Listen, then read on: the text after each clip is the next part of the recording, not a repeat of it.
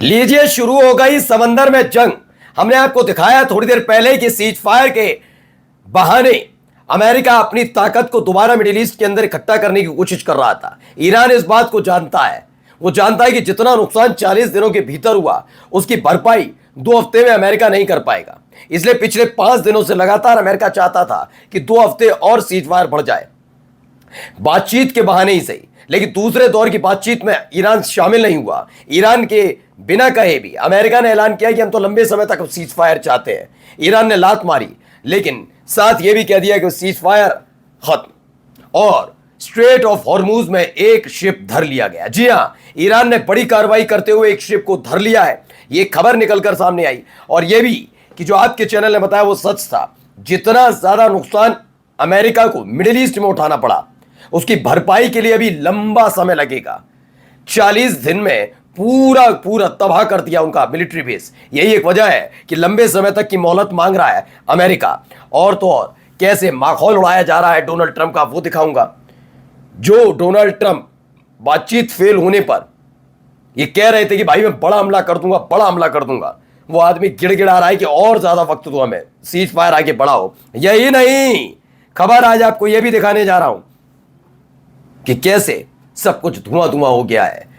एक तरफ middle east में अमेरिका के सैनिकों के पास लड़ने के लिए हथियार नहीं है, बचने के लिए कुछ नहीं है। दूसरी तरफ देखा हूं, ईरान ने भी ऐलान कर दिया हमारे पास सब कुछ है, आओ तैयार है। नमस्कार, मैं हूं प्रज्वल गौतम और आप देख रहे हैं टाइम्स एक्सप्रेस। जरा पहले ये खबर देखिए, Iran seize UK container ship in the strait of Hormuz. कहा जा रहा है कि ईरान ने जो कंटेनर शिप है, ये लेकिन ब्रिटेन का कंटेनर शिप है जो स्ट्रेट ऑफ हॉर्मूज में था, जबकि स्ट्रेट ऑफ हॉर्मूज बंद है, ये पहले भी तय है। वो अपने हिसाब से निकलने की अनुमति दे रहे हैं। इससे पहले भारतीय शिप भी निकले, लेकिन अभी 2 दिन पहले हमारे 2 भारतीय शिपों पर को वापस भी लौटाया, जाने नहीं दिया, स्ट्रेट ऑफ हॉर्मूज से गुजरने नहीं दिया। ये बात भी क्लियर ही है, कोई गलत बात नहीं है। तो ईरान से UK container ship in the strait of Hormuz, the UK maritime trade operational agency reported an IRGC vessel fired on a tanker 15 nautical miles north east of Oman. Oman के north east से 15 nautical mile की तरफ ये था ship. इसे IRGC ने समुद्र में ही घेर लिया, और न केवल घेरा गया बल्कि दावा है UK maritime trade operation agency का कि उन्होंने फायरिंग तक की।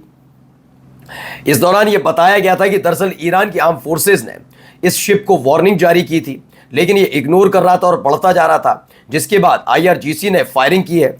यही नहीं, इसके बाद कार्रवाई करके इस शिप को धर लिया गया, यानी इस पर कब्जा कर लिया गया है। Iran seize the ship.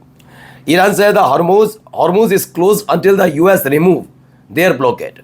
Iran ने कहा है कि ये हॉर्मूज, स्ट्रेट ऑफ हॉर्मूज बंद है, और तब तक के लिए बंद है जब तक अमेरिका अपना नेवल ब्लॉकेड नहीं हटा लेता, तब तक ये जारी रहेगा। Two locks on the Hormuz, the global economy takes the hit.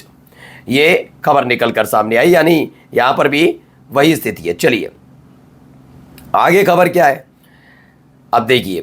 आज की खबर है, why did Trump push to extend the cease fire.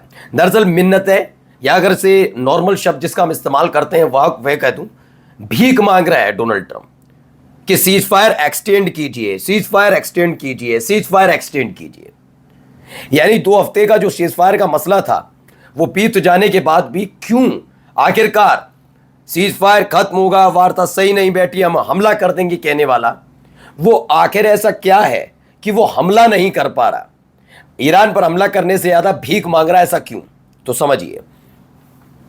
Report suggest US risk running out of missile if war resumed. CNN की खबर है, America को इस बात का डर है कि अगर दोबारा से जंग शुरू हो गई तो उनके पास मिसाइल की भारी कमी है मिडिल ईस्ट के अंदर। फिर मैं आपको दोहरा रहा हूं, मिडिल ईस्ट के अंदर बार बार मैं अमेरिका, भाई अमेरिका ट्रंप छोड़ी ना है। अमेरिका अपने आप में एक देश, ताकतवर देश, अर्थव्यवस्था के तौर पर भी, हथियारों के तौर पर भी, तो ऐसा नहीं है। लेकिन फिर मैं कह रहा हूं, जब आप ईरान वाले इलाके में आते हैं, जब आप मिडिल ईस्ट में आते हैं, तो आपकी हेकड़ी निकालने के लिए सऊदी अरब होना हो, UAE होना हो, जॉर्डन, कतर जैसे देश होना हो, लेकिन ईरान जैसा देश है। इसीलिए 50% of missile interceptor wasted over last 7 weeks of war on Iran. दावा किया गया है कि पिछले 7 हफ्तों की, यानी तकरीबन 40 दिनों के संघर्ष में तकरीबन 50% मिसाइलें खत्म हो गई, इंटरसेप्टेड कि करना भी था, मिसाइलों को इंटरसेप्ट करना था, उसके लिए इस्तेमाल करना था। कहा यह जा रहा है कि इसको भरने के लिए, वैसे पुराने जैसे हालात में लाने के लिए अमेरिका को तकरीबन 1 से 4 साल लग सकते हैं। कितने? 1 से 4 साल। तो क्या तब तक जंग रुकी रहेगी? ट्रंप ने सीज फायर बढ़ाने का किया ऐलान। ईरान ने कहा हम तय करेंगे, अमेरिका नहीं। खबर भी सही है और होना भी चाहिए। हमला पहला किसने किया? अमेरिका ने, इजराइल ने, ईरान ने तो नहीं किया। तो जब आप हमला करेंगे और आप ही तय करेंगे, आप ही मार लो किसी को, फिर आप ही कहते हो चलो हम समझौता कर ले, तो आप थोड़ी ना तय करोगे। दूसरा अगर ताकतवर है तो उसी उतनी जोर से आपको मारेगा, और मार भी रहा है। खैर, आगे की खबर ये देखिए, इसमें ऐलान किया गया, जरा गौर से सुनिएगा क्या कहा जा रहा है।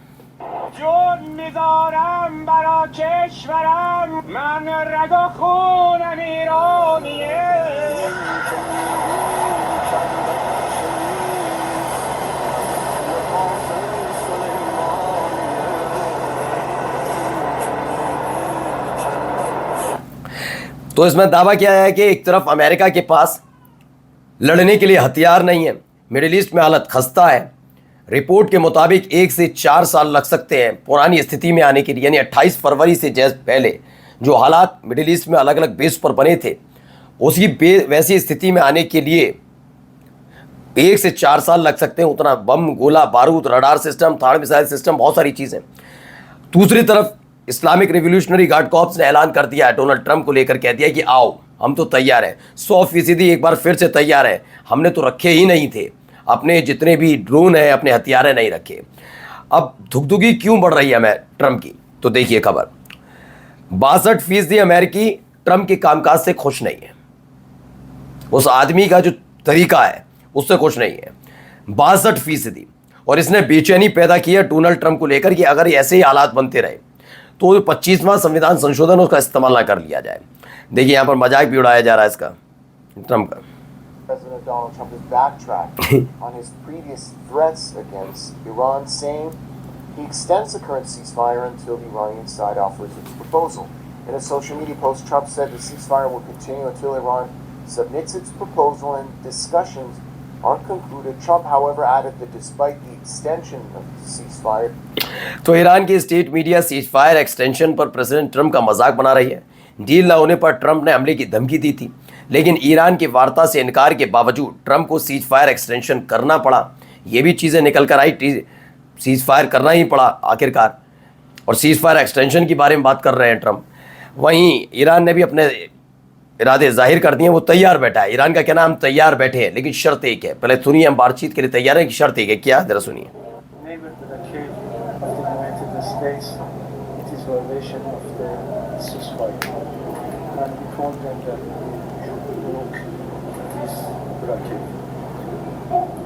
We have received some sign that they are ready to blockade, and as soon as we broke this blockade, I think that the next round of negotiation will take place this month. तो बताया जा रहा है Iran का कि ambassador है, UN ambassador says Tehran is ready to negotiate the movement the US lifts its naval blockade. कहा जा रहा है कि यूएन के जो एम्बेसडर है, ईरान की यूएन एम्बेसडर, उन्होंने कह दिया हम तो तैयार तो हैं बातचीत के लिए, नेगोशिएशन की टेबल पर बैठेंगे, लेकिन पहले अमेरिका ये नेवल ब्लॉकेट हटाए जो स्ट्रेट ऑफ हॉर्मूज के सामने बाहर कर रखा है, तब बातचीत होगी। नमस्कार।